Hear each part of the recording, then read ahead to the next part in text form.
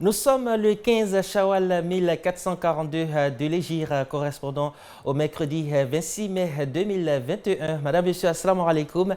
Bienvenue au 20h30 sur la télévision Al Bayad. Voici les principaux titres. L'Association des jeunes musulmans de Côte d'Ivoire, AGMCI, consacre une journée aux enfants dénommée Nisodia. Cette journée culturelle a permis de créer un cadre de divertissement pour les tout-petits à Odiné.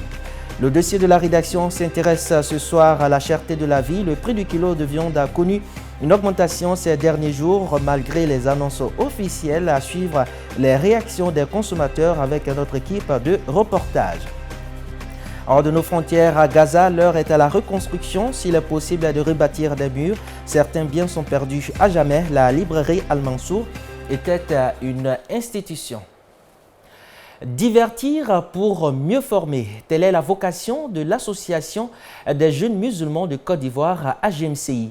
Le bureau régional d'Odiné a organisé en fin de semaine dernière une journée culturelle dédiée aux tout-petits, dénommée Nesodia. Cette journée s'inscrit dans le cadre de son programme d'activité annuel afin de créer un cadre de divertissement pour les tout-petits. Le reportage de Diomande Bouaké et Sissé Daouda. Journée culturelle et récréative pour les enfants après les efforts d'adoration intense pendant le ramadan. Le dicton, un esprit sain dans un corps sain, les enfants se le sont appropriés.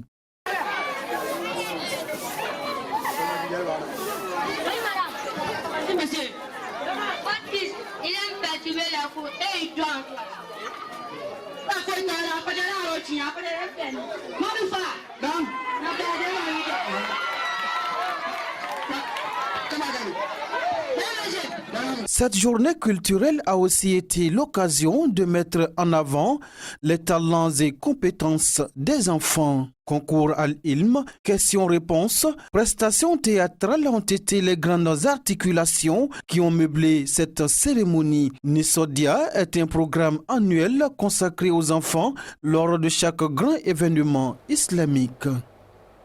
Et parlons toujours des tout-petits, cette fois-ci ici à Abidjan. L'inspection pédagogique de Cocody de Plateau a organisé sa journée hier mardi. L'événement qui a eu pour cadre le groupe scolaire Notre-Dame des Deux Plateaux a été marqué par la finale du jeu concours Génie en herbe qui avait démarré depuis octobre 2020. Yacoub Kone et Tierno Silla. Dans la cour du groupe scolaire Notre-Dame des Deux Plateaux ce mardi, les élèves n'arborent pas leur tenue scolaire. Ils sont à tenue traditionnelle des peuples de Côte d'Ivoire et des pays de la sous-région. C'est ce qu'a décidé l'inspection pour graver cette journée spéciale dans la mémoire de tous en faisant la promotion de la bonne cohabitation et exhortant ces mômes à l'acceptation mutuelle malgré les différences. Il n'y a pas longtemps, il y a eu des problèmes avec nos frères nigériens qui malheureusement ont été victimes d'attaques un peu partout en Côte d'Ivoire ici. Donc cette idée de montrer la culture nigérienne ici en Côte d'Ivoire, en tout cas, c'était opportun.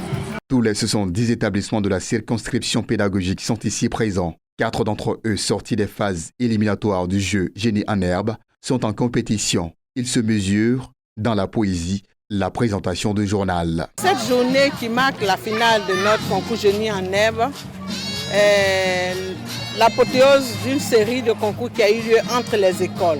Vous savez, avec la pandémie du Covid-19, nous n'avons pas pu faire nos activités sportives collectives qui regroupaient des milliers d'enfants à cause de la pandémie. Donc, en lieu et place, nous avons organisé Génie en herbe pour une saine émulation de nos élèves. À l'arrivée, c'est le groupe scolaire méthodiste John Wesley qui est classé premier. Il a surclassé l'EPP Cafeuillet, le groupe scolaire Sainte-Thérèse d'Avila et l'EPP Latrille, arrivé 4e au classement. Autre point de l'actualité, le gouvernement ivoirien a procédé mercredi dernier à une révision des prix du kilogramme de la viande au niveau du district d'Abidjan. Une hausse des prix difficilement acceptée des consommateurs aux revenus modestes. Quelle est la nouvelle réglementation? Quel est le sentiment des principaux affectés? Que disent les responsables de la filière? La réponse dans ce sujet de Cheikh Bakayoko dans un récit de Ahmed Siloué. Il totalise 23 ans d'expérience dans le milieu de la boucherie. Azago Vincent, à l'instar de ses collègues bouchers, subit les fluctuations du prix du kilo de viande, des prix fixés par le gouvernement qui ne laissent pas notre interlocuteur indifférent. Et c'est des décisions qui sortent, qui n'arrangent pas le réel boucher. Ce matin, j'ai pris ma viande à 2350 francs le kilo, prix abattoir. Si je dois faire le transport qui m'a coûté 6 000 francs, je dois payer les sachets de conditionnement qui m'ont coûté pratiquement 4 000. Je dois payer le papier de stérilisation où on découpe la viande dessus qui me coûte 2 000. Le prix de revient de cette viande me revient à raison de 2 500 francs quand je mets le prix de revient en tout et tout. Et cette viande, l'État de Côte d'Ivoire me demande de vendre à 2 600. Cette majoration des prix liée à plusieurs causes vient ainsi bousculer les habitudes de consommation. Un véritable coup de massue sur la chaîne de production. Du vendeur aux acheteurs, en passant par les bouchers détaillants, tous ressentent les effets de cette décision. Nous, ça ne nous arrange pas, mais on est obligé de faire avec.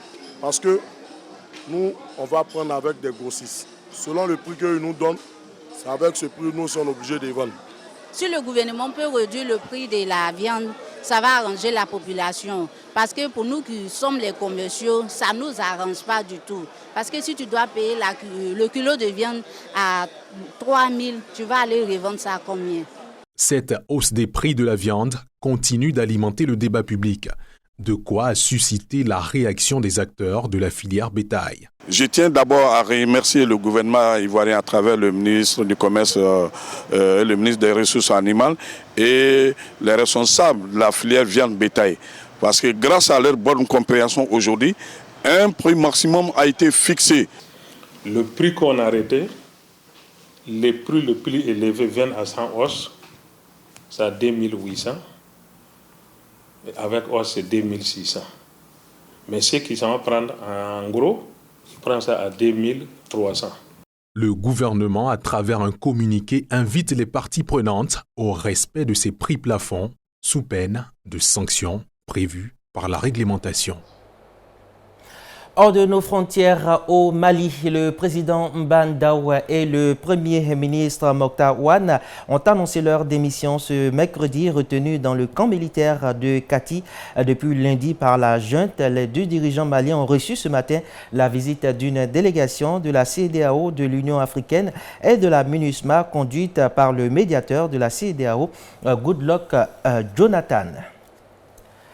Après les violences de ces dernières semaines, il est l'heure de la reconstruction à Gaza. Des immeubles, des hôpitaux, des écoles ont été bombardés par l'aviation israélienne. S'il est possible de rebâtir des murs, certains biens sont perdus à jamais. La librairie Al-Mansour était une institution. Reportage de nos confrères de France 24. Il y a quelques jours encore, la librairie la plus renommée de Gaza se tenait ici. Samir Mansour, son propriétaire, regarde le travail d'une vie réduite à un tas d'éboulis. Ses employés se tiennent à ses côtés. Je regarde les destructions, mes souvenirs qui sont partis. Nos souvenirs sont enterrés ici. Une collection de près de 100 000 ouvrages était disponible dans cet établissement ouvert il y a 20 ans. Pour le décrire, le libraire parle au présent. Quand j'étais enfant, j'attendais que mon père se réveille pour aller avec lui à la librairie. Et soudainement, nos rêves et nos efforts sont partis en une seconde. Je sais qu'ils ont détruit les pierres, la librairie, mais ils n'ont pas détruit notre âme. On reconstruira encore mieux qu'avant et on diffusera à nouveau de la culture dans le pays. Nous trouverons un moyen, dit Mohamed, pour traduire, publier et rester le phare des amoureux des livres à Gaza. À présent, le reste de l'actualité internationale en quelques secondes avec le bureau de la VOA Afrique. C'est parti. En RDC, de forts séismes ont secoué toute la nuit de mardi à mercredi la ville de Goma, au pied du volcan Nyiragongo qui était entré en éruption le week-end dernier. Des secousses qui ont suscité la panique des habitants. Au Nigeria, une épidémie de choléra a tué au moins 20 personnes au cours des 2 dernières semaines dans l'état de Bauchi. Selon les autorités locales, les cas sont en progression et le gouvernement a sonné l'alarme dans l'ensemble des 20 districts de l'état. En Afrique du Sud, l'ex-président Jacob Zuma a plaidé non coupable devant le tribunal de Pietermaritzburg ce mercredi. Il doit y répondre de 16 chefs d'accusation, notamment de fraude, corruption et raquettes liées à l'achat en 1999 de matériel militaire alors qu'il était vice-président du pays. Voilà, ainsi prend fin ce journal. Merci à toutes et à tous de votre aimable attention. L'info se poursuit sur notre site web albayan.ci, nos pages Facebook, compte Twitter et notre chaîne YouTube. Bonne suite des programmes sur la télévision Albayan. Wassalamu alaikum wa rahmatullahi wa barakatuh.